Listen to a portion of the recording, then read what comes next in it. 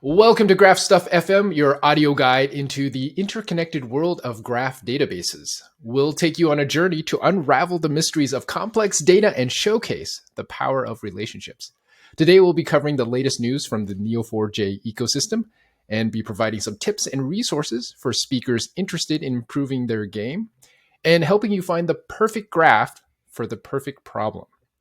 My name is Jason, and I'm joined by our wonderful full stack experts, Will and ABK, and our amazing in house data scientist, Allison. How are we all doing today? Great. Hey, everyone. Fantastic. Excellent. Ready for June. And speaking of early June, right around the corner is International World Bicycle Day. So, as in usual form, I tried to get GraphGPT to tell me some good jokes. And so, if you guys are ready, I've got something that technically counts as a joke. So, why did the bicyclists fall in love with graph databases? Because they knew it was the wheel deal for efficient navigation. So that was the best one I could come up with after quite a number of prompts. You're right. That does have the technical elements to be defined as a joke, but that's about it. Yes.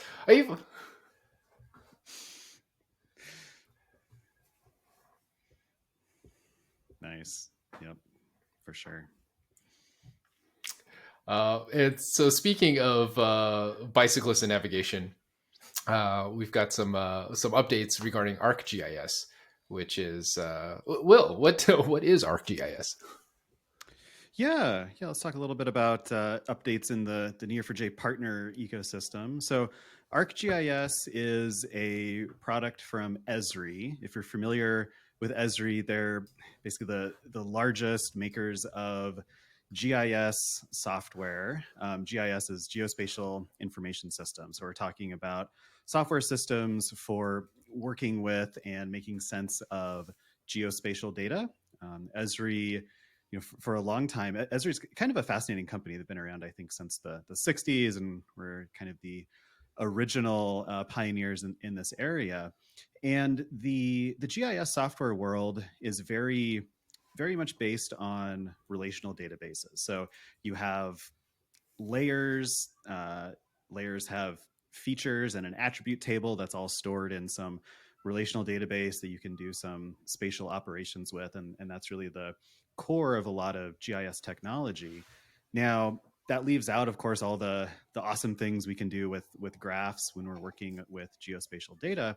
And so Esri has built a product called ArcGIS Knowledge, which incorporates graph algorithms and graph querying functionality built not on top of a relational database, but built on top of graph database technology. And ArcGIS Knowledge has been out for a while. It's pretty neat. I've seen some demos. You can do this sort of investigation notebook-based approach for common GIS workflows like suitability analysis or fraud detection are some of the demos that I saw.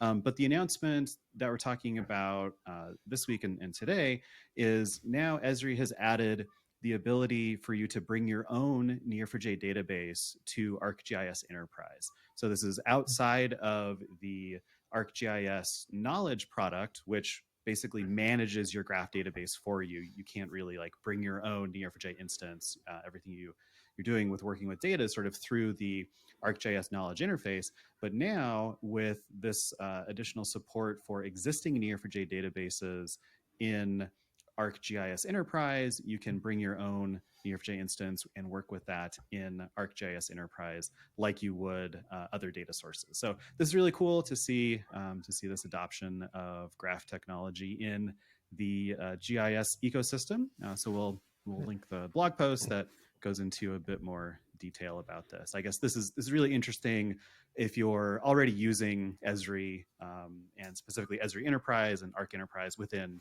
your organization. Surprisingly, a lot of organizations actually are and may have the Esri license and not even realize it. I've talked to some few like county governments. The university I'm affiliated with has the Esri Enterprise license for all of this. So worth checking around to see if you may have access to this already. So one other thing in the, go ahead, Andreas. I had a quick question, if you don't mind, Will. So with taking your existing Neo4j database and using that with ArcGIS, do you happen to know, is there any kind of prep you have to do on your side? Like, is it enough to just decorate it with geolocation data, or like how do those two things mesh?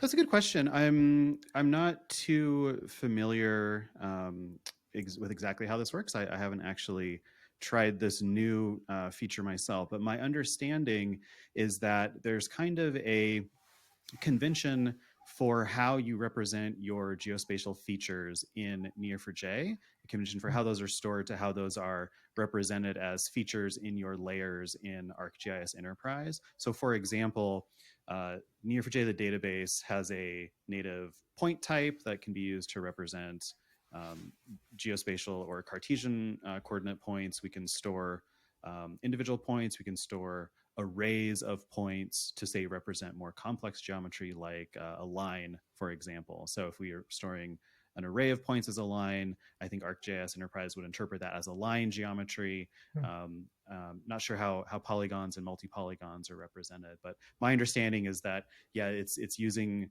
pretty much the native spatial points types that are supported in the database to represent that geometry as features in ArcGIS. That sounds really exciting. I think that's cool stuff. Cool. For sure, yeah. Great. So let's talk about some things elsewhere in the Neo4j partner ecosystem. So Ellen is out this week. Ellen, who's the product manager for the Neo4j GraphQL team, is out along with someone from the StepZen team talking about using StepZen alongside the Neo4j GraphQL library to build and deploy GraphQL APIs. So StepZen, if you're not familiar, they're a startup building tooling that make it easier to build GraphQL backend. So they're focused on the backend GraphQL development piece. Similar in some ways, I guess, to what we've done with the Neo4j GraphQL library, which has the same goal, but of course, to help you build GraphQL specifically sourcing data from Neo4j, whereas StepZen, of course, wants to make it easier for you to build GraphQL APIs from a multitude of different sources, not just, say, from Neo4j.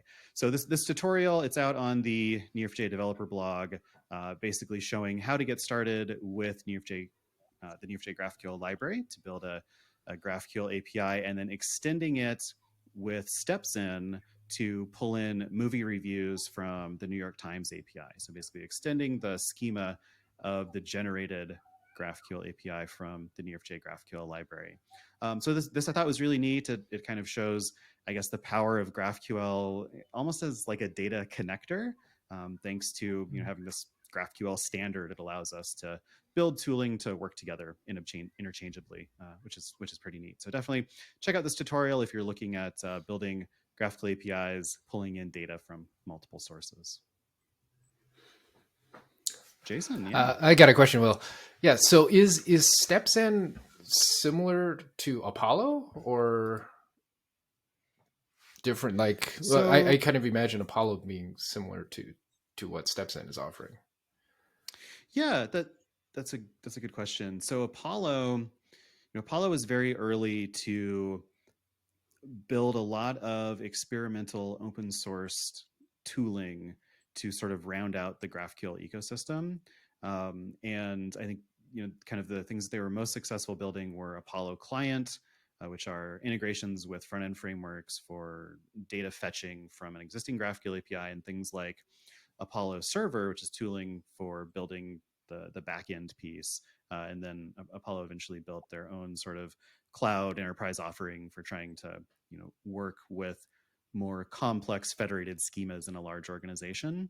So StepZen, I think, is much more focused on just how do we make it easier to build the GraphQL backend piece, looking at incorporating different data sources. Their executive team and their founder comes from Apogee, so I think they have a lot of familiarity with some of the challenges and problems that come up when you're building, deploying, and managing APIs. And so I think that's more of their focus, whereas Apollo is sort of right now focused on how do we enable GraphQL almost as a microservice within a large enterprise, and then also doing a lot to support the open source GraphQL tooling that most people use in the GraphQL world. Cool. Okay. Thank you. While we're talking about the Neo4j GraphQL library, Andres from the GraphQL team was also out this week with a blog post talking about some of the performance improvements that they've done in the Neo4j GraphQL library. So one of the jobs, I guess, of the Neo4j GraphQL library is to take GraphQL requests and translate those into Cypher queries.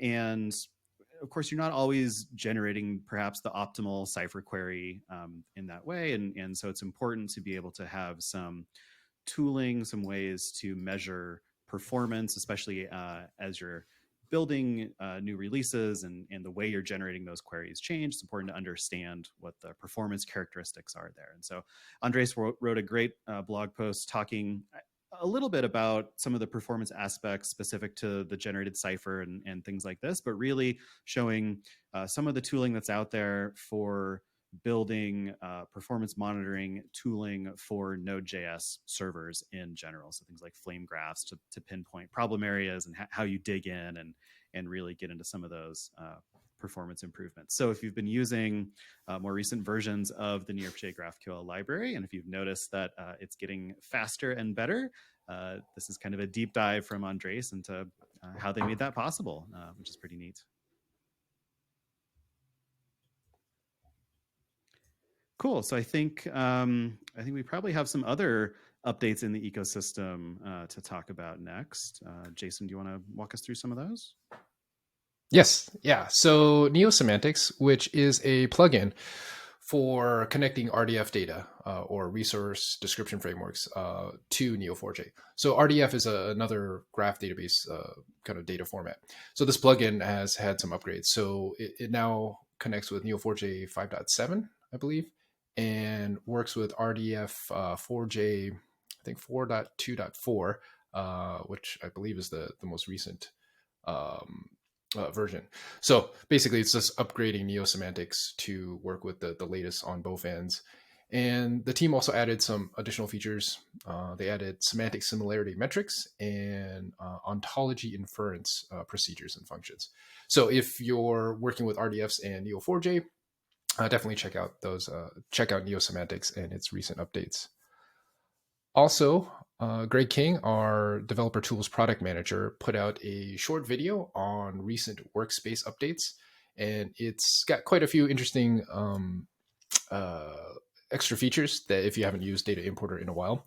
The most prevalent one in the UI is the green check marks that appear on the arrows inset UI of showing all the nodes and relationships, right? So Data Importer, which we'll talk again a little bit later, allows you to take CSV data, model it as nodes and relationships, and then configure what data from the CSVs is added into that data model for import. So now the UI will do green check marks for all the nodes and relationships that have been mapped correctly, right? Previously, a relationship would have had like just kind of like dash lines. So the UI it's easier to see what from your data model has been accurately mapped. Also, some additional add-ons was the ability to stop a running import. So if it starts to import and you decide, like there's too much data and you just want just a subset of it, you can stop the run, go in, check the data.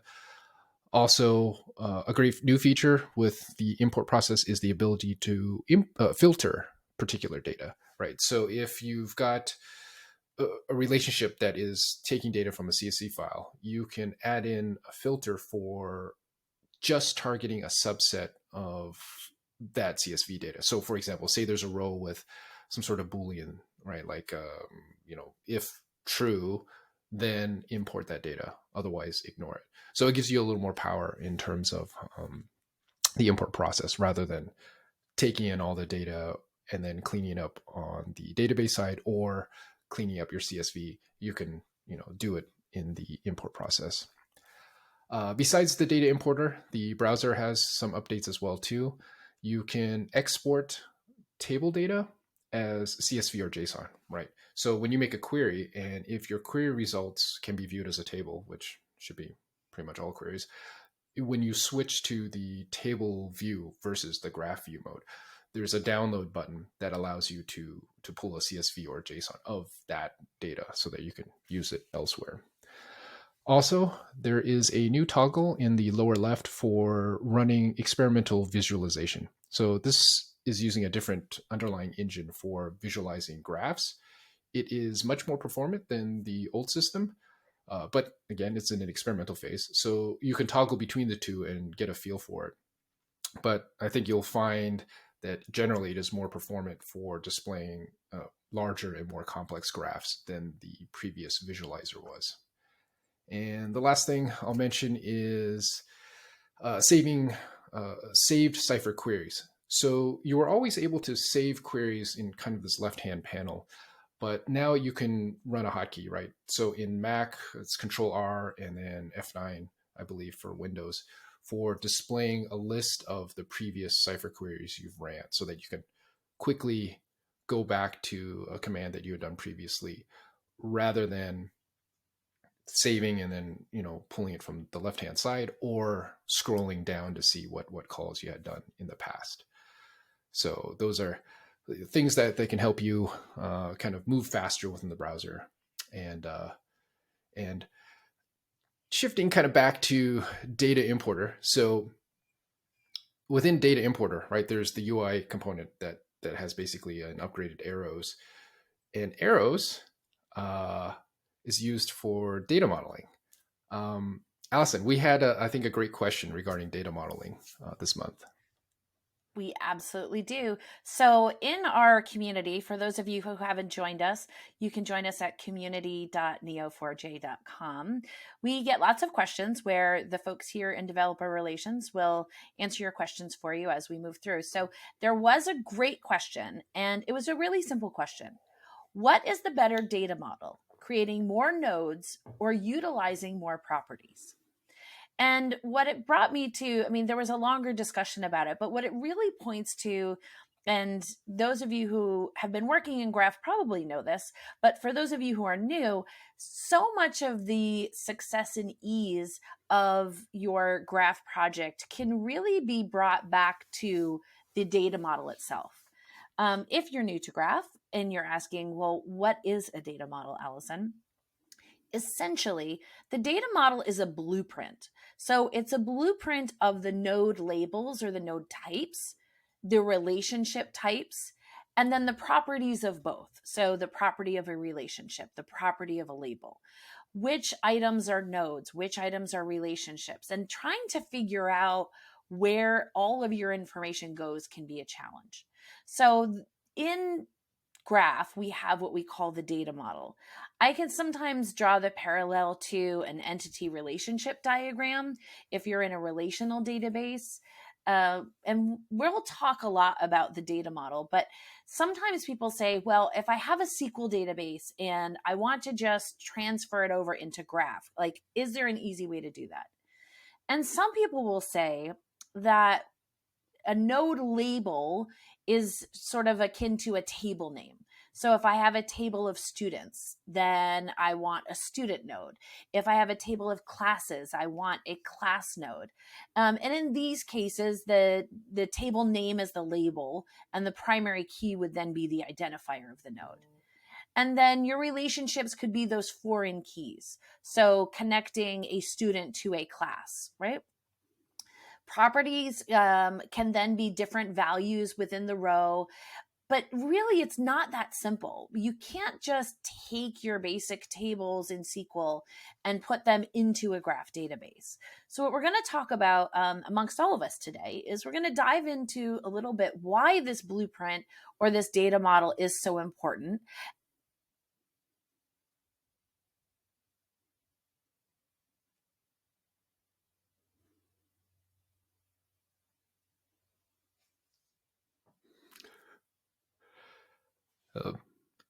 Allison, I think, unless I lost hearing. Can Oh. you hear me now? Yeah, you're Yes, we back. can hear you now. I think you heard me all the way up until um, we're going to be talking about in considerations when creating your blueprint. Did you hear the end of that? Let's see. So you I, were I in the think I middle lost you around talking where you about started to say properties. we're all going to dive into this. It was just Yes, around that that was the time. last sentence. So I'll repeat the last sentence. Okay. So today we are going to dive into why this blueprint is important and some considerations when you're creating your data model. So I threw out a few things that for me I consider important in your data model. And I just thought I'd throw it out to everyone here to talk a little bit about. The first is really efficiency in representing the relationships. The advantage of graph, of course, is to actually track those relationships. And I find that the data model and graph in general is just a really efficient way to represent that. Any thoughts on representation of relationships? Yeah, I definitely agree with, I think, your perspective on that. I think one of the nice things about relationships that we always talk about and using relationships for modeling is the whiteboard friendliness. That's the classic thing that we at Neo4j always say. And I think it's, even though we've said it for a decade or more, it's really true that the way you tend to naturally think about something, that if the four of us are talking about something in our heads, we'd be forming some kind of a graph structure to talk about the thing, how this relates to this other thing. It's so natural to do, and it's really clean. Like your domain maps so cleanly to the graph representation that it's like there's no friction, which makes it kind of fun. In fact, I think as well, I think it's efficient. It also is kind of gratifying that, oh, okay, the way I'm thinking about this is actually totally right. And this machine actually understands the way I'm thinking about it, and all this tooling understands it, and this scales the way you need it to. I think there's something kind of fun about that. Jason and I, if anybody heard Yeah, last month, I is it last month's podcast where we were doing the live data modeling at PyCon? It was funny because we would be talking to people and they'd be talking about their problem, and we'd put together their data model, and there would be this moment of realization, like, oh yes, that's exactly how it works. That's exactly what I mean. And there was just Yeah. this sort of like, to your point, ABK, just natural way of representing something that it I love a good data model. Sorry, go ahead, Jason. yeah, I was gonna say it's super intuitive, right? Like when you're asking someone to kind of just sketch out like architecturally what's going on with their domain, you kind of have a graph that they are sketching out. And when it's visualized like that, especially if you put it into like another tool where you can move the nodes and the relationships around, it, it I think it very clearly shows where if you have some part of your domain or your stack that's overly complicated, you see it in that data model, and I think it naturally pushes people to iterate on it. It's like, okay, you know what? Maybe we don't need this thing here. We can simplify it by connecting these two systems directly with a relationship, or maybe they do need to expand it out. Or like it's too much in one thing. We need to create several nodes or several classes of objects to better break this up. Like it allows for that really high level iteration in a really satisfying way. Agreed.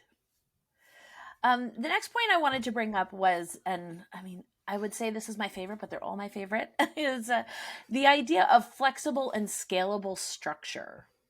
So for me, one of the things I just remember being in school in like one of my first database courses and just sweating over making sure that I had the ERD right and that I had all the tables and all the primary keys, and is this going to take into account all of these edge cases and all of these use cases.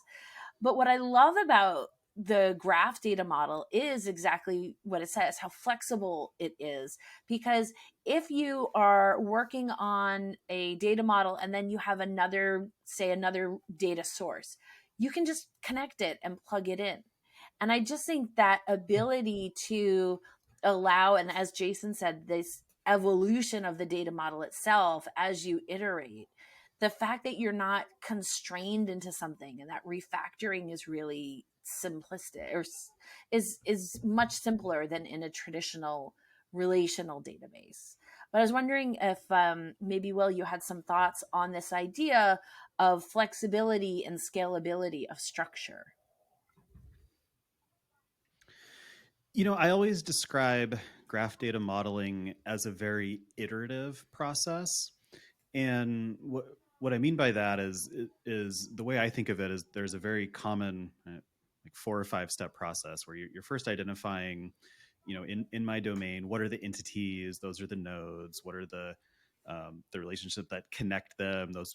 What are the attribute values? What are the properties that describe the thing? What are things that are describing two nodes? Those should be relationship properties, like these kinds of things, which somewhat straightforward.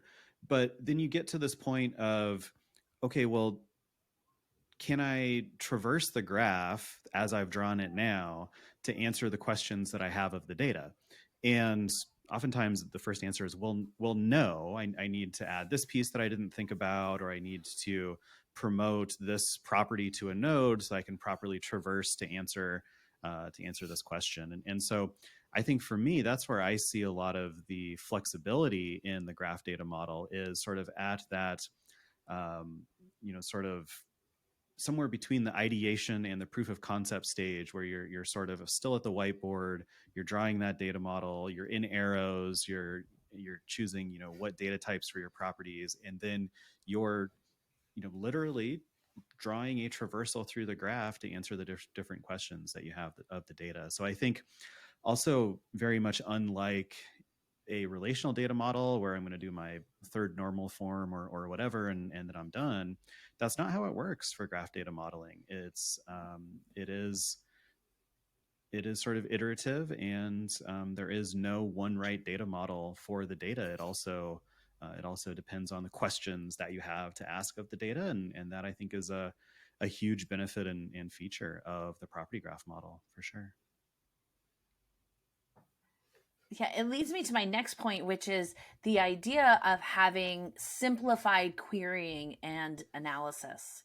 So this idea, I know, Jason, you and I, we're going back to PyCon. I don't know if you wanted to talk a little bit about the querying use case that you were recently working on at our recent talk, and what you found as far as the query is concerned versus if it were in a SQL setting. Right. Yeah. So that was kind of the top, or the through line of our entire presentation, right? Was showing how, in tackling like a navigation problem, to answer that using tabular data stores with a bunch of Python functions, that you could do this, but it was extremely complicated, right? Where ultimately you can take all that sort of hopping and joins and scanning through data and all the functions of trying to decide how to plot a course, when it's moved to a graph database, and when you're searching just for patterns instead of data and then creating logic, that you get your answer to this type of question much faster, right? So for application development and iterating, it became much simpler, right? You could spend more time on the UI. You could spend more time on making sure the data is good, is clean, instead of trying to work out the sort of complex noodling journey of getting, really rigid data to conform to a dynamic system like course plotting and mapping. I mean, I think it brings us back to sort of our overall topic of the day as far as the right graph for the right problem, right? It's really clear in your case of a navigation problem that graph is very obviously the answer. And you also hit on another point, which is this idea of simpler application development. I didn't know if anybody else had thoughts on how having the right data model can really help with simplifying on the developer side what you're actually building. Just throwing everybody out there today. I was like, I'm just going to ask a bunch of questions and see what people have to say. Yeah. Well, I got a quick comment about that, right? And this goes back to Will's mentioning about the ability to iterate quickly, right? Like in app development, when you're creating a new app, especially a new app, iteration is you're gonna do it right. You're gonna build initially to do one thing and then discover very quickly, like, oh, we need to handle this use case. We need to handle this data. And when you can update your data model so fast and in update a graph database equally fast, it allows the whole rest of the process to move quicker, right? So you don't have to spend hours and hours trying to, make sure your database schema is correct and that, the queries will get you all the base data just so that you can bring it in and then run a bunch of native functions to massage the answer out of that data, right? You can just get your answer, depending on your question, but most of your questions, you can just get it right out of the patterns of the data and then move on to do, the other stuff that you have to do with app development. True. I think also Simplifying.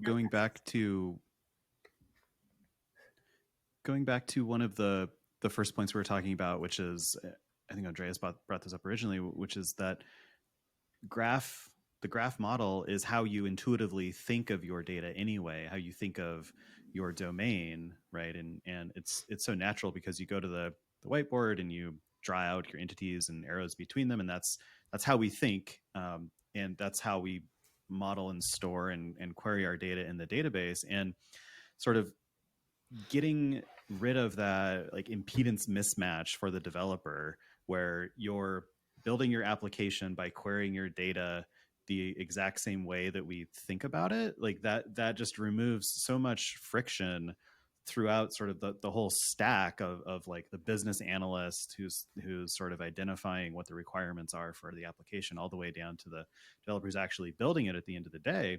Like, you've removed so much friction from just trying to work with these systems and get the data into and out of different formats. Like, we don't have any of that when we're building applications with graphs in Neo4j. Everyone is sort of thinking about your data as connected, relationship first oriented data as a graph anyway. And the sort of friction that removes, especially for the developer, I think is really apparent as well.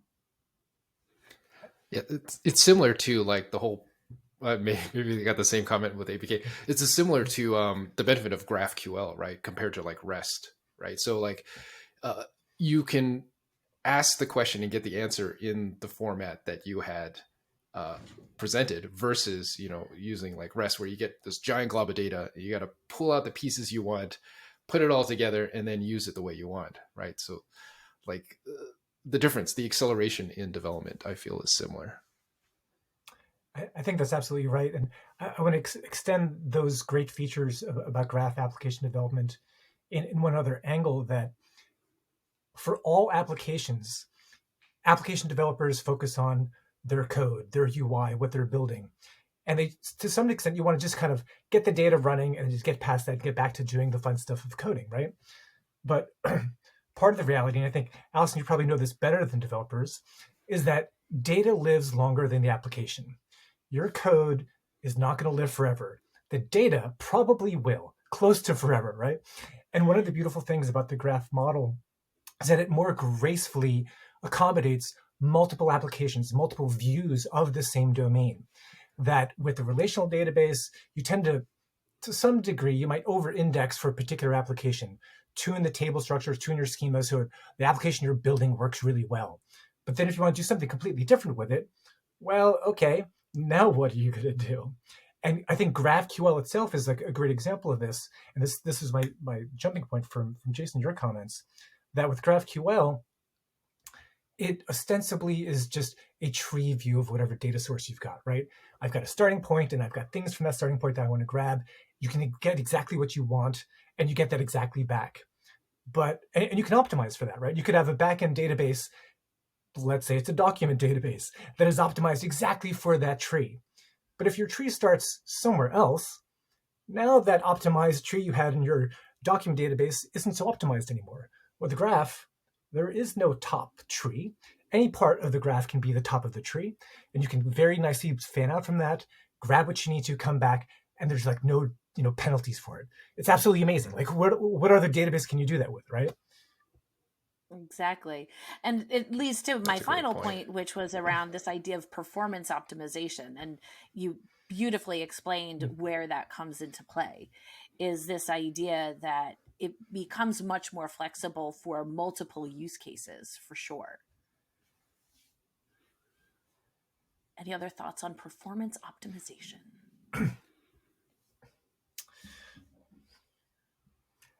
I think you're right. I think this is one of the things that, so when we talk about modeling, we tend to be in the kind of a schema-based kind of mindset about like how to think about the data we have. We want to have it look one particular way. But this is the other aspect of graphs, is that multiple applications, multiple users of that graph can have different ways of thinking about how that graph is shaped. And so you can actually embellish the graph without disturbing whoever else is using it. It's like, oh, actually, I do a lot of queries that look like this. I'm going to add relationships that match that pattern. Nobody else needs to know about it. Nobody else needs to care. But your application now has been optimized for those hops. So like if, and this is a terrible example, but like if you had a social network and you suddenly cared a lot about third cousins for whatever reason, okay, great. You could actually, go ahead and jump from the person to all of their third cousins directly, optimize for those kinds of queries. And people who don't care about third cousins just don't use those paths, right? Like you can have within the same data representation, manage lots of different application views of that, and everybody gets exactly what they need. Awesome. So there are a number of, so sometimes people say, what's the best way to actually build your models? And there's lots of different tools that we can use. Jason, what are some of your thoughts on how to go about even making the model in the first place? Right. So as we mentioned, or ABK mentioned before, like the whiteboard example, right? So if you got a whiteboard or a napkin and pen, that's a great place to start, right? Just, start putting down words and lines and connecting things. And then from there, you could do things like you could do sticky notes. You could build your own crime board with like a cork board and kind of put everything up there. And then, of course, when you're ready to move it to a digital space and kind of collaboratively do that, like we do remotely, great tools like Miro, the more formerly real-time board, is a great tool as well, because you can drop down shapes, you connect lines, you can add notes. These are all fantastic ways to get started with data modeling, and very natural and intuitive tools. Also, harking back to earlier conversation about data importer. So again, data importer has a UI for you to be able to data model with the end goal of connecting that to CSV data. As I mentioned before, data importer uses the Arrows application as its primary interface. And the Arrows app is especially cool. And here, I'll hand this off to ABK, because ABK is now helping manage the continued updates with Arrows. Yeah, the Arrows app. First of all, I think you're absolutely right that it is incredibly cool. It is such a it's a fun tool for actually drawing graphs. So for those of you who are listening who haven't used it before, you can go out to arrows.app and check out the UI. And fundamentally, the goal of Arrows is to just let you draw graphs. So you plop down a node, you can drag out relationships to new nodes. It has lots of fun behaviors, like you can grab multiple nodes at once and drag relationships from all of those at once. It's a really smooth way. There's a lot of nice behaviors for quickly putting together small size graphs. I would say it's good for up to like maybe a couple hundred nodes. You could probably get that all into one Arrows diagram. It is the brainchild. It is the kind of passion project of one of our former colleagues, Alistair Jones, who has moved on to like his own fantastic startup that with a bit of sponsorship money we might even plug right now. But Alistair, if you're listening, phone lines are open. You can call us up and get an ad spot. But so Alistair has been working on this for just about as long as he's been at Neo4j. It's gone through a couple different iterations, and the latest one is super nice. It saves to Google Drive. It has nice import-export options. And most importantly, I think for this particular conversation, is that if you've drawn a nice graph in Arrows, you can choose to export all of that as Cipher. so that if you've got some data that you like, that you've created in arrows, it's a really nice way to make small graphs, export that straight away, run that into Neo4j, like now you've got live data. I've actually earlier today was on a call with some people who exactly that was their introduction to Neo4j, that before they used any of the Neo4j tools, they discovered arrows, they were using arrows, and they're like, oh, okay, we can actually export this data and use it in a database. And that was their introduction to Neo4j. So that was pretty awesome to hear just anecdotally. And I guess to come back to your point, Jason, about managing arrows now. So when we lost Alistair, arrows has been managed under Neo4j Labs, and we had some internal discussions about what to do with it. So there's still some discussion to be had, but it looks like for sure I'm at least going to be spending a lot of my time updating the code, maintaining the code, adding features. So if you do use arrows now, you've got things you'd like to hear about how it could be improved, please reach out to me. The GitHub repository where it's available is the best place to do that. And it's going to continue to live and continue to be a big part of the Neo4j ecosystem. Yay. I'm Actually, a huge cool. fan Do you of the three have Arrows any, app. like while we're on arrows, do you have any, do you have any live, put me on the spot and have feature requests now? Oh, I do for, the mock data generator, right? So I would love for,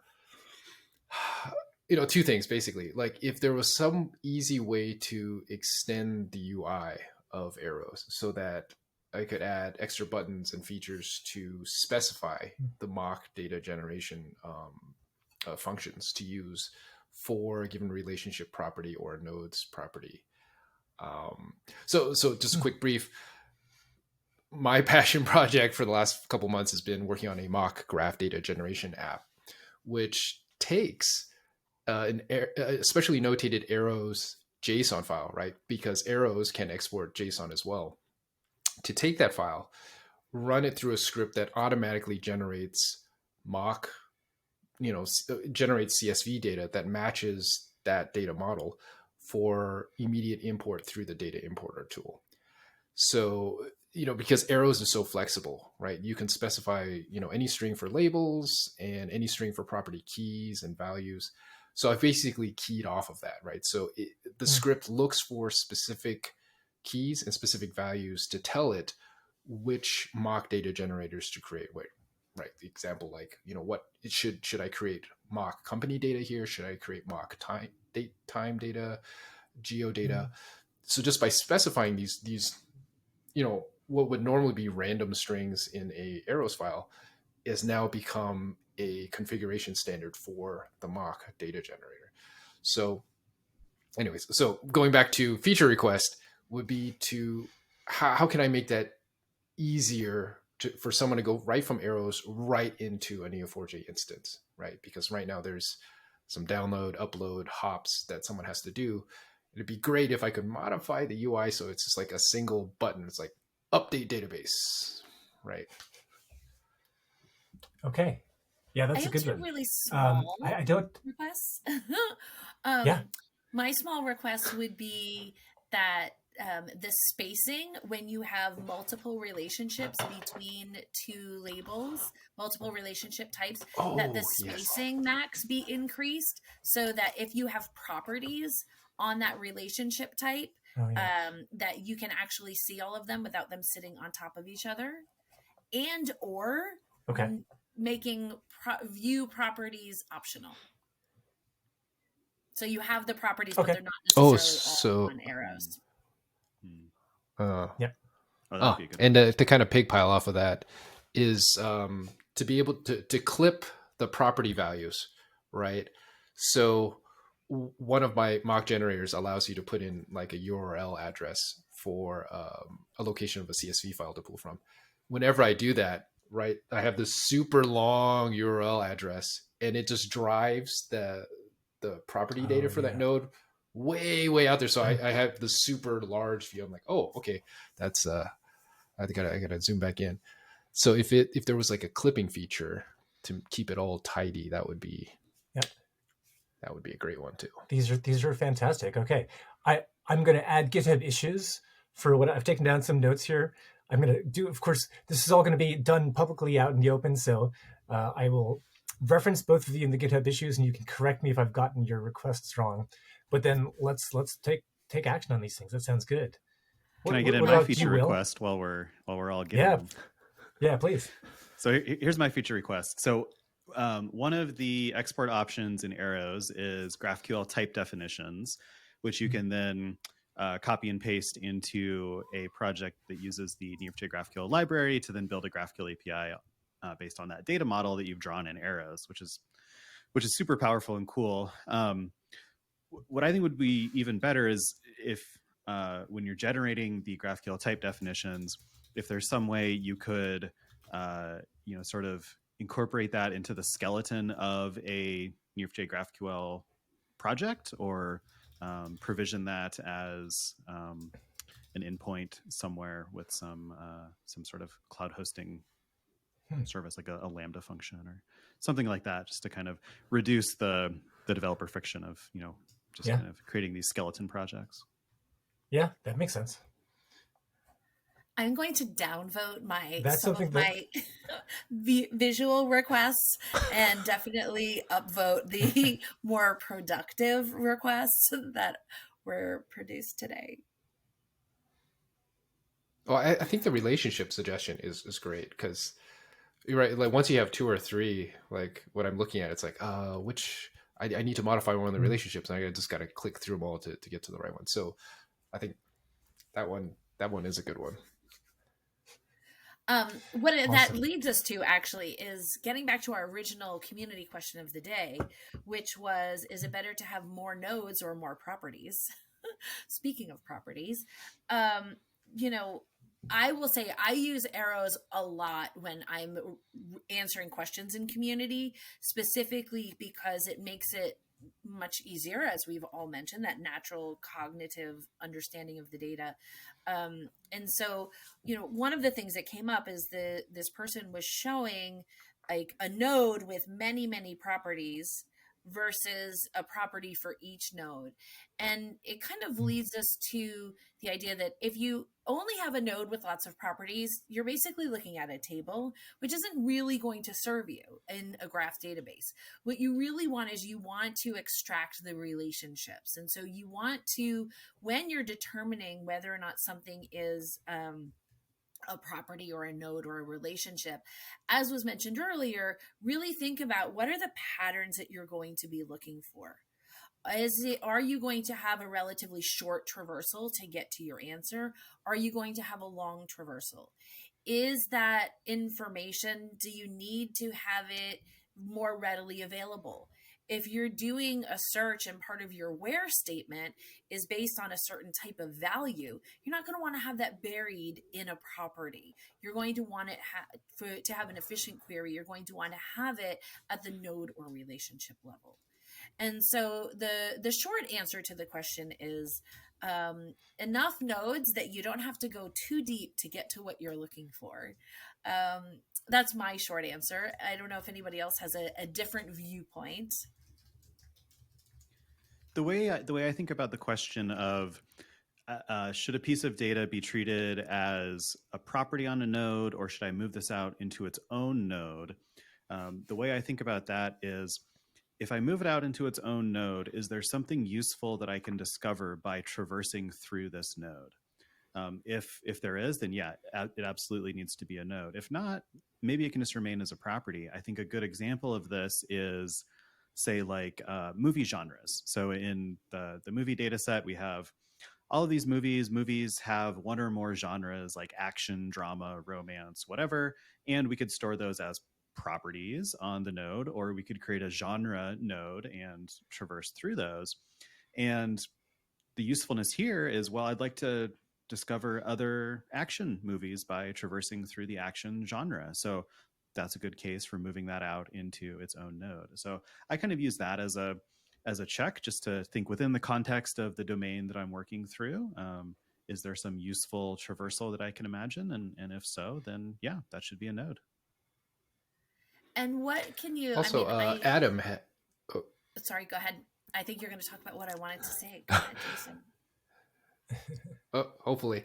So like Adam in his intermediate Cypher presentations recently had also, suggested, using additional labels, right? Which something I always kind of often forget. I kind of just do properties, but his example was you have like a product node and then also adding in an extra label of discontinued or active, right? Because he was saying booleans make pretty good additional labels, because if you are actively using a type of query that depends on if a product is inactive or discontinued, it makes sense to just add it as a label so that you can just jump right to all those appropriate nodes rather than finding all the product nodes and then filtering if it's continued or discontinued. You can just get that batch right from the get-go. Yeah, I was working with Well, someone was that what you were going to? Yes, that's exactly what I was hoping you were going to say. Because the other thing that Adam was showing is this idea also that you can then take that additional label, like electronics or whatever it is, and make it part of the relationship. So as ABK mentioned earlier, creating a relationship third cousin. I was working with someone yesterday, and they're doing some logistics tracking, trying to identify places where there are lots of either drop-offs in an area or pickups in an area, but having those numbers not be balanced. And what they were trying to determine was not just the total number in a certain geographic location, but those by shipper. So does it make sense to have just a shipper node for each of those orders? Does it make sense to create a new relationship of a shipper between two locations? So it was a matter of thinking through what were the questions they were going to ask, and is that better as a newer type of relationship, a newer type of node, so that they could create the appropriate graph to answer the questions that they have. So there's lots of things, and to your point, I do want to promote that particular course. I watched it myself earlier today. It's the intermediate cipher and data modeling course. We'll make sure that we have the link to it in the. I don't know if it's later on in our thing. Are you mentioning it later? I don't have to mention it. Yes. No, actually, that's a perfect segue into all the videos that came out over the last month, right? So, Adam, I think I actually did this presentation twice. So there's should be 2 recordings of him talking about intermediate cipher and data modeling, which is very very apt for our main topic this episode, this podcast. Anyways, okay. So yes, so we will put a link to Adam's presentation. Other videos that also came out this month was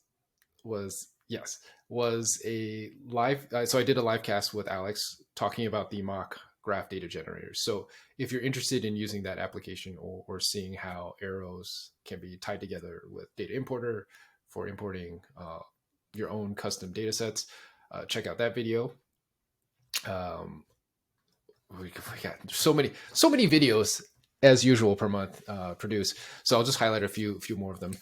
Michael Hunger has started a new series called Michael and the Bot, Graph Coding with ChatGPT, which he, I think, started actually last month or the month prior. So he's got a new episode out where he is exploring the Blue Sky API. So Blue Sky was the project kicked off by Jack Dorsey with the express purpose of trying to create a distributed and open protocol for social networks, right? So their API is available. I think their protocol, I don't know if it's set in stone or if it's still in development. But anyways, this data is accessible.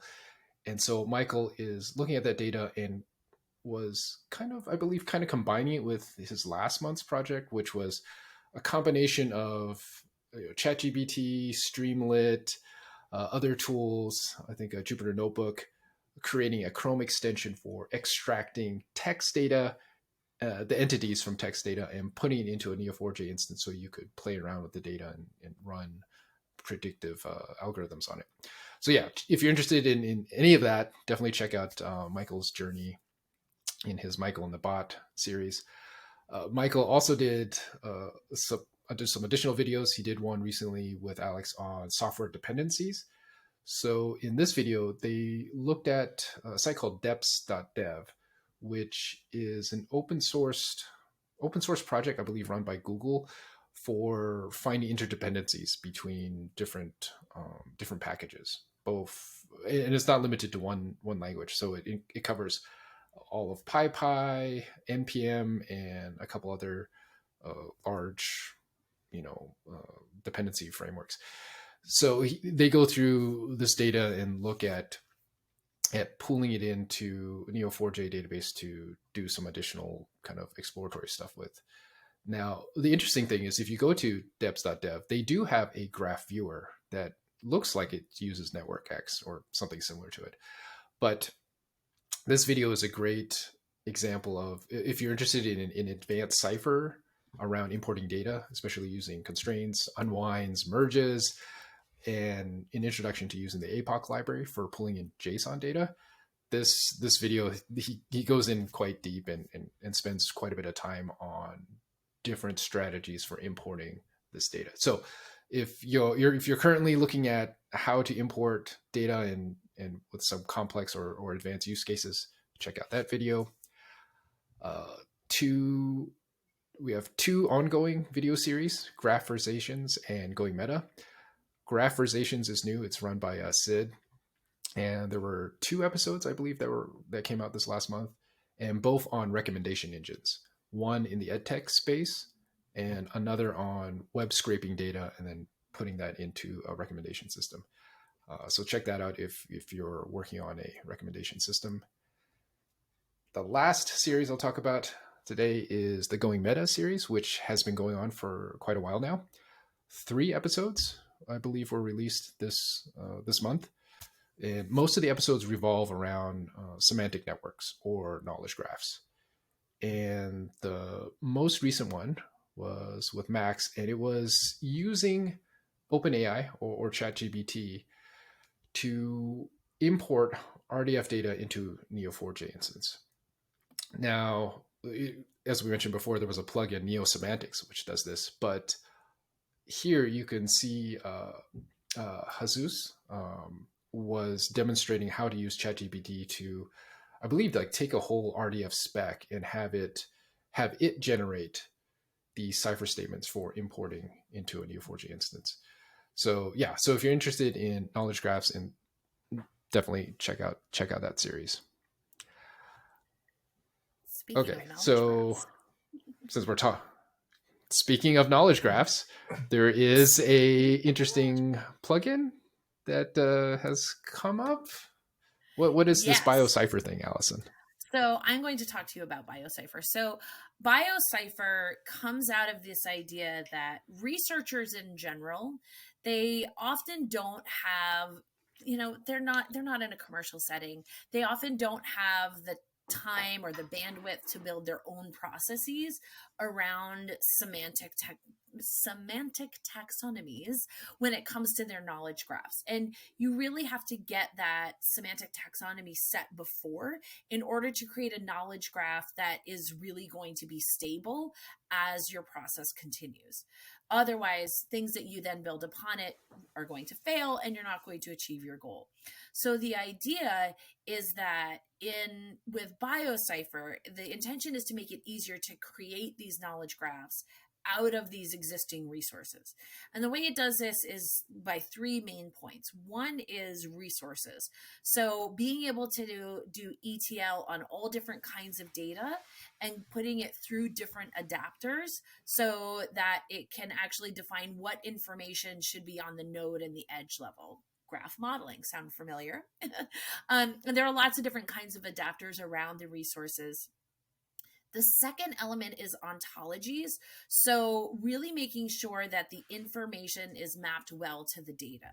So the user can select which ontologies they want to use. You can link different ontologies. We have some merge that isn't up yet, but it is on the pipeline of what's going to be coming.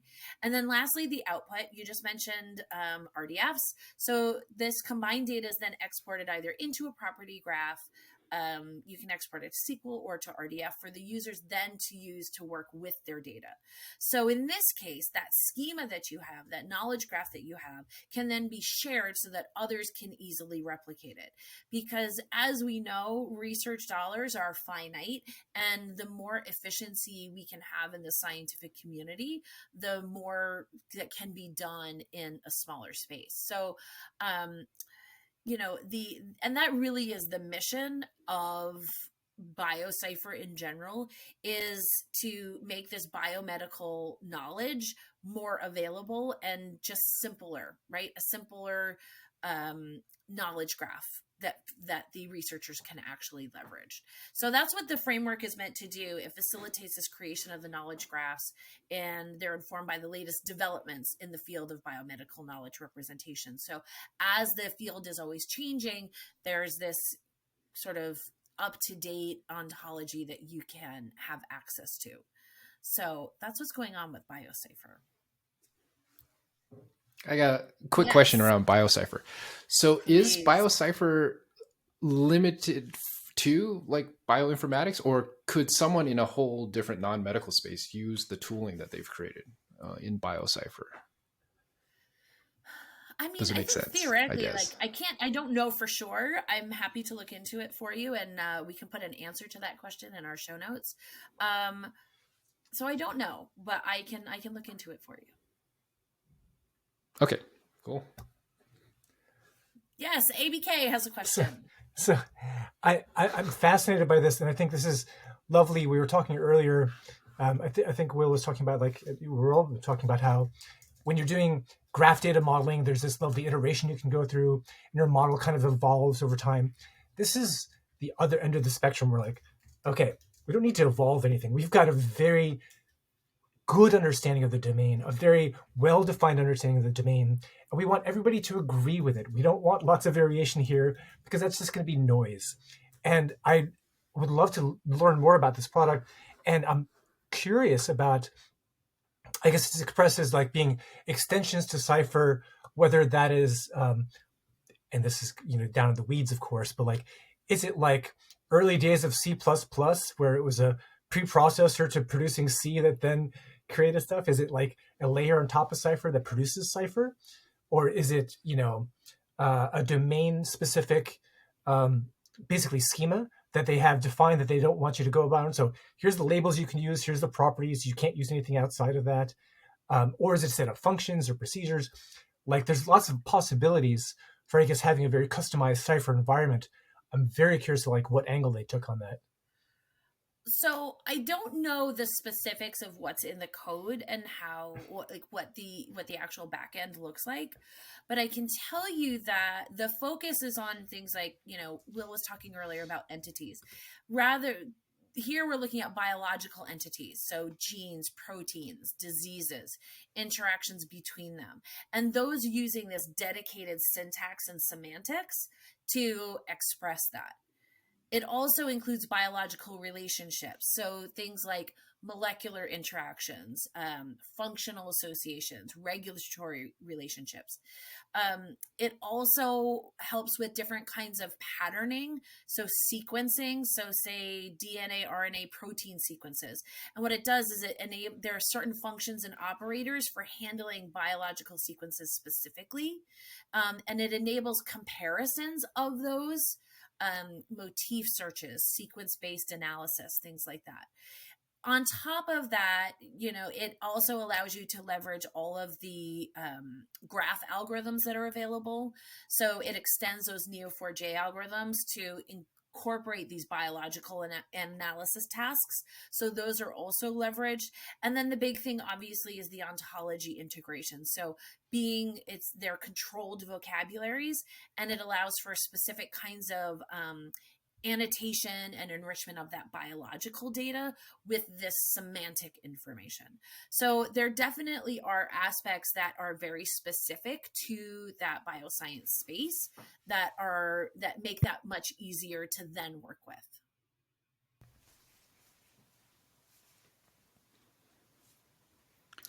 Cool. Yeah, that would suggest definitely keeping within the bio space rather than trying to shoehorn something else with it. One last thing, if you are interested, there is a video, the live cast. Sebastian Lobentanzer, who wrote the blog post on this, did a live cast, live with BioCipher, and it's great. If you're in that space and you're curious about RDF, you're curious about leveraging Neo4j for those types of use cases in bioscience, I would definitely suggest that you check that out. So one place that we often see a lot of these. Sorry. Yes. So one event where we see a lot of these bioinformatics graph examples is Nodes, which is the Neo4j Online Developer Education Summit, which is our annual online conference, which will be coming back in October. So this will be a 24-hour event, so around the clock, to capture all time zones around the world. We did that last year for the first time. I think that was pretty fun and worked out good to keep things live and engaged for everyone, no matter where you are. We're going to have 3 tracks at Nodes this year. So they will be building intelligence applications, so focused on things like, are you building APIs, libraries, frameworks, anything having to do with building apps with graphs in Neo4j. Second track is machine learning and AI, so very popular graph data science focused area for sure. And the third track is around visualization, which really I think combines these two aspects of building applications and the more data science aspects. Visualization helps us interpret our results, explain things to the users. So tools, techniques, best practices around visualization is the third track. The call for proposals. So we're still taking ideas for conference presentations. If you're interested in presenting, please go ahead and submit your idea. That will be open until I think the end of June, so a few more weeks to get those in. I thought it would be fun to have a little live challenge for each of us here as we're talking about nodes and kind of thinking about what talks we're going to submit to nodes. So I thought it would be fun for each of us to answer the question of whether or not we have submitted a talk to nodes yet, and if we have, if we want to talk about what it is, but then also maybe we could offer, like, what is your process for thinking about putting a talk together? Are there any resources you think are helpful for this sort of thing? So I'll go first. I have not yet submitted my talk to nodes, but I am planning one, and it's on my whiteboard over there. And that's kind of the way I like to approach putting together, even before I submit the proposal for a conference talk. I like to go to a whiteboard or just like a blank sheet of paper or whatever, and just kind of like sketch out what are the big takeaways, what's the story I want to tell, what are the missing pieces, how does it all fit together. And it's a graph that I end up drawing. Maybe I'll share some of these that I've done in the past for myself, but I find that to be like a pretty helpful process, and doing it at a whiteboard is great because you're standing up, you're moving around, it gets you gets the blood flowing, a little more creative thinking occurring, which I think is helpful. So the talk that I'm planning to put together combines a couple of my interests that I've been working on recently, and that is exposing some of the geospatial functionality that we have in Neo4j, exposing that through GraphQL and using the Neo4j GraphQL library to build geospatial GraphQL APIs, I think is what I'm going to propose for nodes. So we'll see if that makes it through the tough panel of reviewers that are choosing what gets in and what doesn't. But Jason, do you want to tell us if you're submitting a talk and kind of what your process for that looks like? Yes.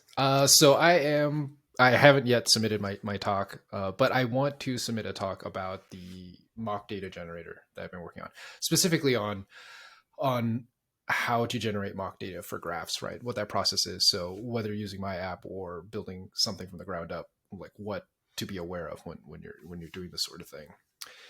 And so since this is going to be more of an iteration rather than, building something new, uh, like the app and the underlying insights are kind of already there. So I don't really have to build anything new, though I will be expanding on the mock graph data generator. So I'll be doing a little bit of conference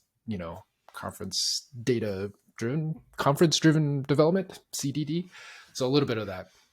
And then also, I'm hoping to do a talk with Allison. If Allison, I'll pass you the hot potato.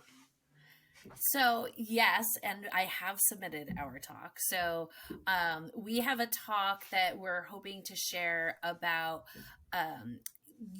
how to leverage graph for risk management. As I'm sure you've heard many times now, Jason and I are both big Star Wars fans, and we like to use it as one of our data sets. And in this case, we're going to be looking at leveraging centrality algorithms for risk management. So which of the Empire planets, if you take it out, will have the biggest impact on the Empire's supply chain? And which of our planets do we need to reinforce so that we do not have weak points within our system, among other things? So we'll definitely be looking into that. And then I am consulting with someone and might be co-presenting another presentation. No, I'm not cheating on you, Jason, about leveraging graph in social sciences for idea validation in policy. So how is the graph of information, unstructured data around policy development and academic research, at what point do they bifurcate, and does policy no longer leverage what the current state is in academia? So we'll see what gets accepted. Hopefully knowing somebody will help. What about you, ABK? Are you speaking at nodes or trying to speak at nodes this year? So I am also a little behind on my submissions for nodes. But of course, what I'm most interested in these days, and it's also actually been something that I've been interested in for a long time as part of Neo4j, is data visualization and graph visualization, particularly from creating Neo4j browser and that early visualization that we had baked into that. And if you recall, browser had like nodes with little strokes around them, and these kind of balloon arrows if you have multiple relationships. That was just kind of a lark. That was just, hey, we need to put something together. We ended up creating that. Fast forward a little bit to Bloom, and when we created Bloom, we actually spent a bit of time with some data visualization kind of consultants, thinking more deeply about what does it mean to do graph visualization. A lot of the focus tends to be on large scale. What do you do with millions of nodes? How do you actually draw that? The mechanics of it are kind of the challenge. We were taking the different approach, and this is, I think, what I'd like to submit as a talk, is can we develop a visual language for graphs that is intuitive and friendly and that covers most of the use cases that we have around it? Even just in the conversations we've had today, thinking about arrows particularly, there are two different kinds of graphs we were talking about. There's the data modeling graph, and then there's the data graph. Like, oh, I want to draw an example of a graph and have that be data. When you just look at them visually, you visually have no idea that those are two different things. Semantically, we know they're different. Once we look at them, we know they're different. So that's what I'd like to talk about. I'd like to explore through arrows and then kind of present what I've learned at nodes is like, okay, here's surveying the field, surveying the history of graph visualization. There's amazing books actually about this as well, kind of condensing all of that into a talk saying, here's a survey of like what graph visualization could be like, and here's where I think things should go. And of course, all of that will be centered around arrows because arrows. Speaking of books, if anyone is looking for a lot of great tips for giving presentations and speaking, I've recently listened to, and I'm already on my second go around, to a audiobook by Chris Anderson called TED Talks. So Chris Anderson is, I believe he's the current president, leader of TED. So he didn't create TED, but he picked it up. And in his audiobook, in his book, he covers just a ton of great advice that TED both gives to their own speakers and their learnings over the years of what makes a great presentation and what doesn't. So, if you've got a lot of time and looking for like a long form piece of content with just endless amounts of great advice, I totally recommend that book. If you don't have that much time and you just want like, one short snippet of, great TED related advice, there is a great talk by, was it Julian, what was his name? I gotta dig this up.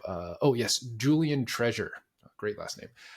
And he gave a TED talk called How to Speak So That People Want to Listen.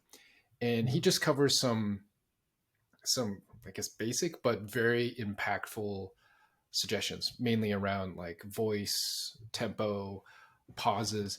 So if you're looking for like a single quick high value piece of TED content, I totally recommend his talk. That's a good one.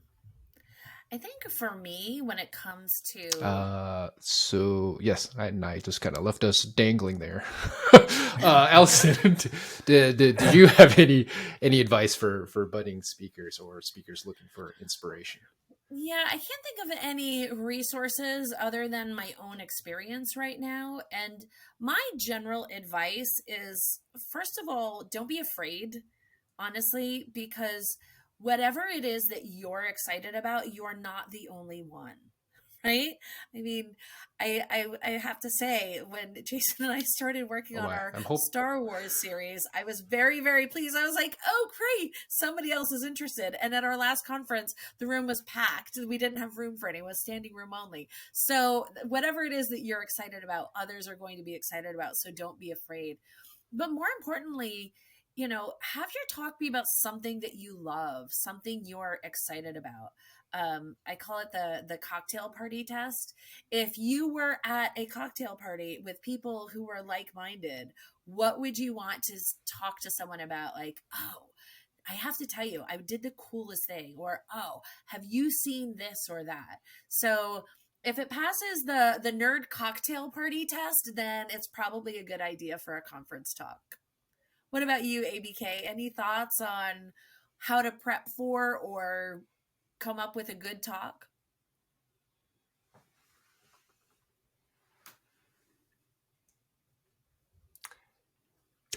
Sorry, I heard you say ABK, but lost the rest of it. Oh no! So I'm going to assume that was just a handoff, right? Or yes. I'm losing you a bit.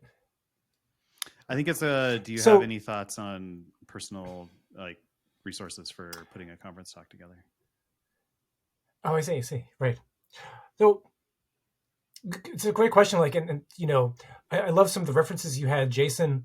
I don't have great references like that either. Although, of course, TED is the go-to for all those things. I do recall, a book I'd read called Talk Like TED, which was probably the best book I've read about how to think about giving talks. And between that book, one of my takeaways, and I think this is actually a Steve Jobs lesson as well, which you can always throw in for any kind of good public speaking, references.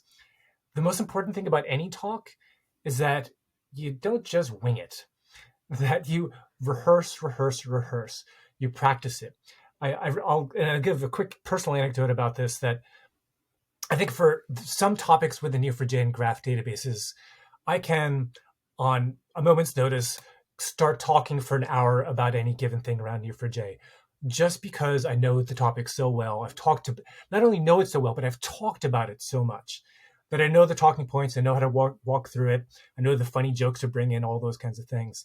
So as much as it's possible, once you've got an idea, once you've pitched your talk, it's been accepted for nodes, find opportunities to give that talk before you go to nodes.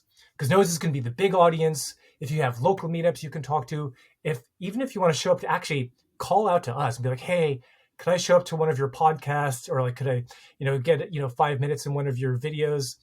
We've got a bunch of different, streaming things we do.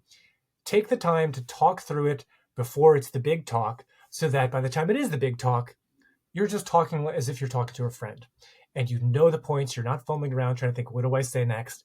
You don't want to remember a script. You want to just talk about it. Like this is coming straight from the heart, right? So I think that's my personal advice around this. Um, I think that's a great way to approach these things. And I'm going to ask, of course, then, Will about this. Like, so, Will, you had some great approaches for all the talks you do. Like, how do you come across so naturally? Every time I listen to you, every time I see you, you're just like, casually just spouting forth wisdom and like knowledge. Like, how do you get there? Well, thank you. Facts. That's quite a quite a compliment.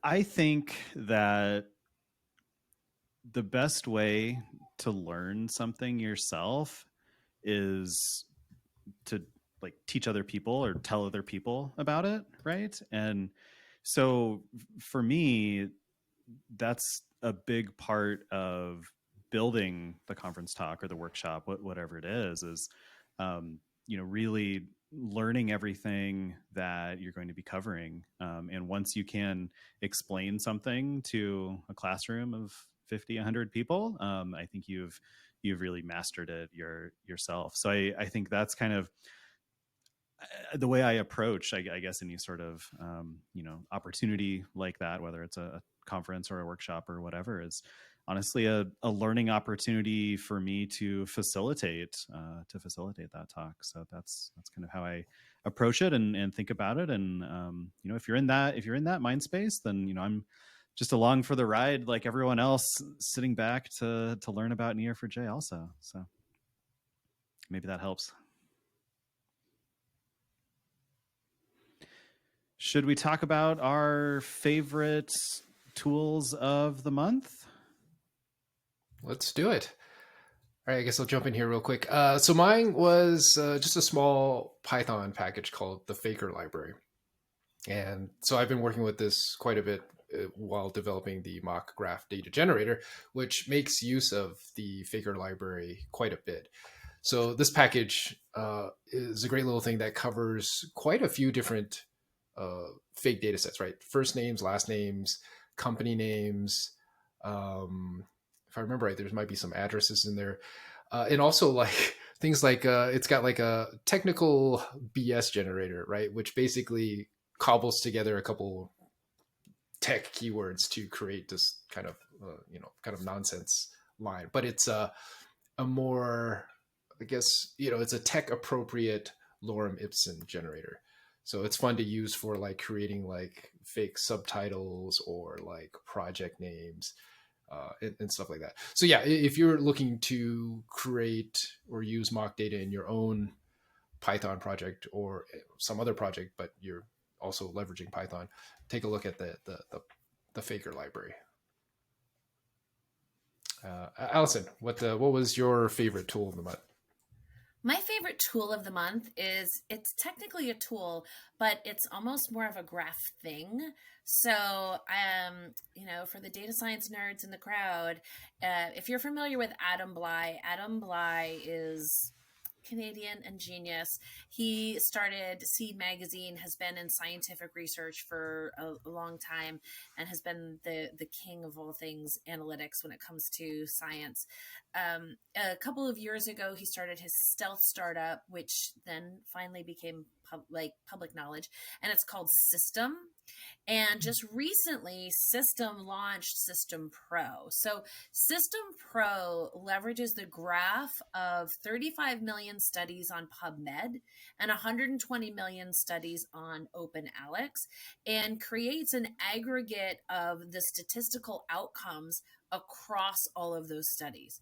So, for example, if you are looking up, I was recently looking up something about autism and some prenatal conditions, and specifically C-sections as they relate to autism. And if you put in that research question, what it will do is it will give you a summary of all the statistical outputs from the various research, and they're grouped by type. And then if you click on any of those, it will take you to all of the individual white papers. So what's great about it is, obviously the synthesis of this data is all just on peer-reviewed scientific studies. It's up to date. all the citations are available. But what it does is it generates a synthesis explicitly constrained to the sentences that are generated from the findings and the metadata in the actual research. So, they have a very high standard for accuracy on the models that are deployed and the performance. And it's $199 for the year, not to promote anybody else's product. But since I was talking about BioCipher, and since I have a deep love myself for scientific research, I think it's just such an impactful way for the connection of this research to be leveraged. So my shout out this month goes to Adam Bly and everyone at System for the launch of System Pro. Neat. My favorite tool of the month is really a piece of the GraphQL specification, I suppose, and that is the GraphQL schema directive. So what this is, as you're writing your GraphQL type definitions, which define the basic schema for your GraphQL API, you have the ability to add these annotations to each type or field. These are called schema directives.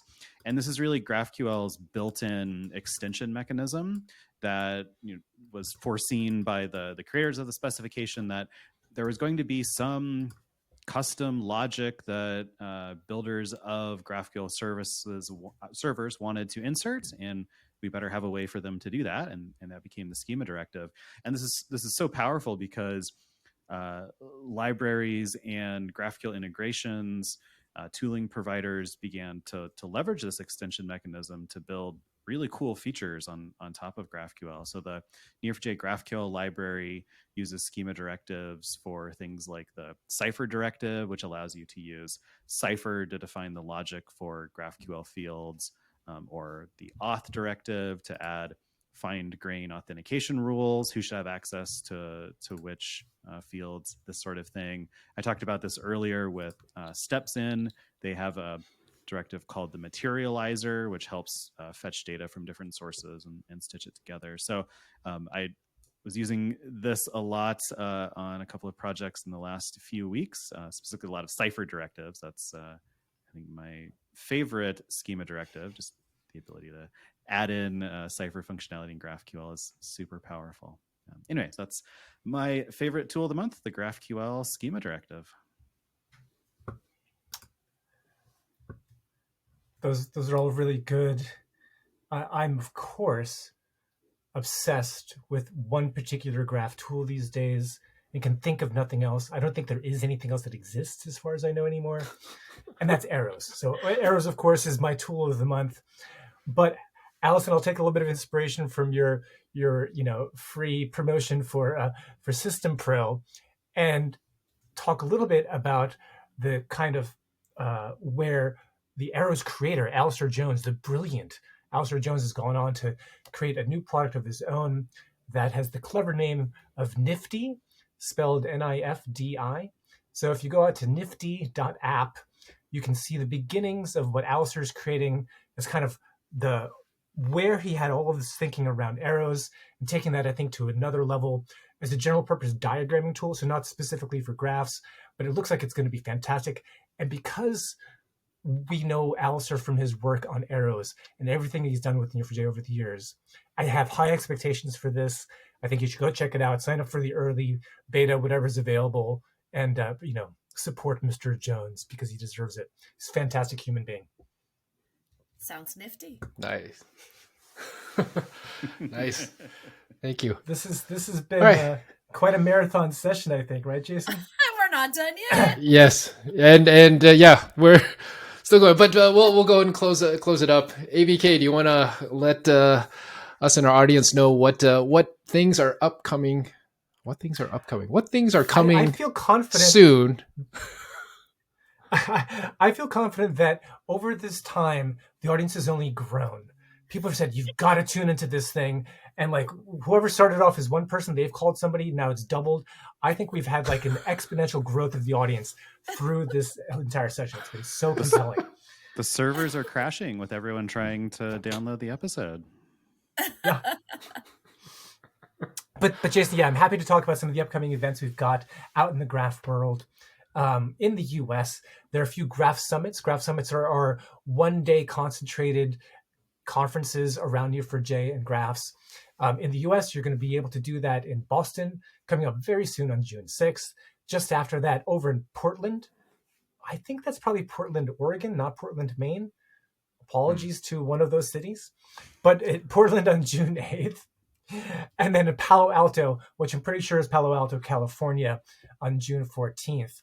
We also then have international graph summits that continue around the world in Jakarta on June 6th, Paris and Singapore, both on June 8th, Rome and Mumbai, both on the same day as well, on June 13th, and Tel Aviv on June 19th. So June is chock full of graph summits.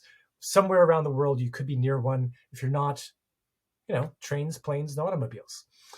There are other events, of course, going on. There's something called the pros and cons of native versus non-native graph database, which I guess is a meetup. Is that right? I'm not entirely sure about this. So I think that's right. It is. I think it's a series, right? Because it'll happen in all across the world, right? So U.S., Asia, and Europe, and let's see here. Okay, yeah, it's a 30-minute webinar on the pros and cons of native versus non-native graph databases. Webinars, of course. So we have some great virtual events happening as well. There's going to be the pros and cons of native versus non-native graph databases happening on June 7th and 8th with regional friendly time zones, either for APAC, EMEA, or the US. For these events, actually all the events, you can always go out to neo4j.com/event and find the details that you'll be able to see there. There's also a great thing happening about LLMs and knowledge graphs, everybody's favorite topic these days. That's going to be happening on June 13th. And our Swedish office, so Neo4j is a Swedish company, and there's actually going to be a meetup at our offices in Sweden coming up sometime soon in Malmo. That's also going to be happening in June. It'll just be a regular meetup. And the mock data generator is going on tour. Jason, where's the tour starting?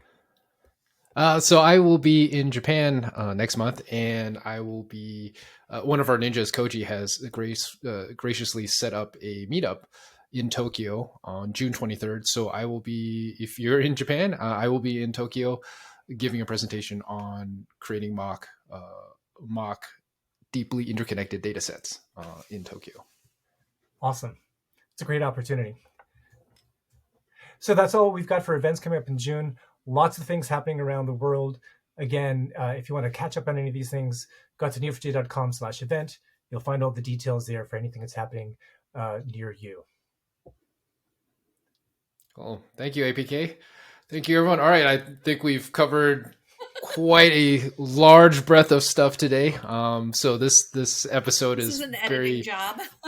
this episode is a little more plump than usual, but hopefully you'll be able to get some good value out of it. All right. It was a lot of fun. A lot of great conversations. Great to sit down with you guys. For sure. Yeah, this was a lot of fun. It was nice to dive a little bit deeper into some of this content than we have in the past.